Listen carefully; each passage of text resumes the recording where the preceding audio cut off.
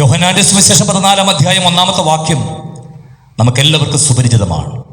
യേശു തന്റെ ശിഷ്യന്മാരോട് പറയുകയാണ്, നിങ്ങളുടെ ഹൃദയം കലങ്ങിപ്പോകരുത്.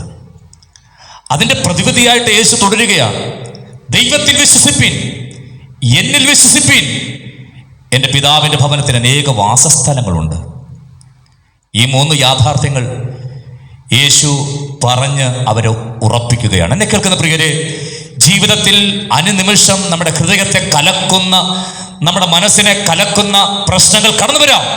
പക്ഷെ പ്രതിവിധി ഒന്ന്, ദൈവത്തിൽ വിശ്വസിക്കുക.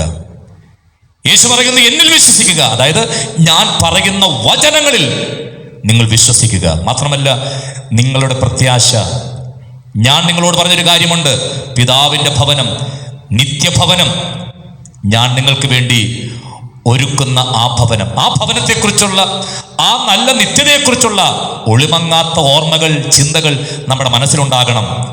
നമ്മുടെ ഹൃദയത്തെ അലട്ടുന്ന, നമ്മുടെ മനസ്സിനെ മതിക്കുന്ന, കലക്കുന്ന പ്രശ്നങ്ങൾ കടന്നു വരുമ്പോൾ ദൈവത്തിൽ, ദൈവവചനത്തിൽ, ദൈവം നമുക്ക് വേണ്ടി ഒരുക്കുന്ന സ്വർഗീയ ഭവനത്തെക്കുറിച്ചുള്ള ചിന്തകൾ നമ്മുടെ ഹൃദയത്തിലുണ്ടാകട്ടെ.